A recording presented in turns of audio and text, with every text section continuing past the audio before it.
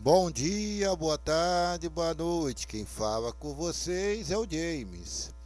O Overwatch para Nintendo Switch é viável, segundo a Blizzard.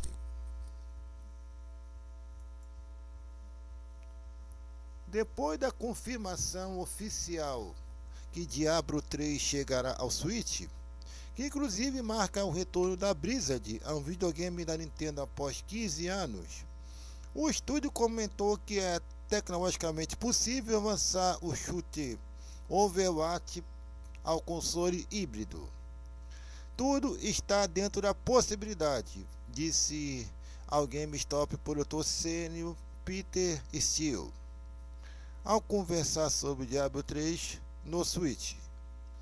A nossa equipe foi dada a tarefa de trabalhar nisso.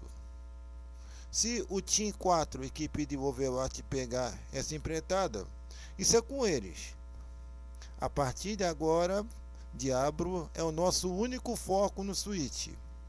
Após isso, lhe foi perguntado se o Overwatch poderá rodar no Switch. Steele disse: sim, é viável. StarCraft 2, por outro lado, dificilmente poderá algum dia sair no console híbrido da Nintendo, pois a jogabilidade precisará ser refeita. Steele relembrou que a versão de jogo original para Nintendo 64 precisou ser drasticamente modificada para ser jogável na plataforma. A versão de Nintendo 64 de StarCraft era legal, mas você tinha de mudar bastante o jogo para fazê-lo funcionar corretamente no console, disse.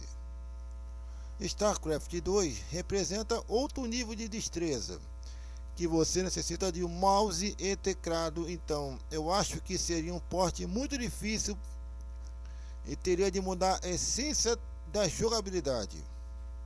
Diablo 3 Eternal Collection sairá no final desse ano para a Switch em edições física e digital, trazendo conteúdos exclusivos como o conjunto de armadura cosmético, a Lenda de Ganondorf, inspirado no vilão da série The Legend of Zelda.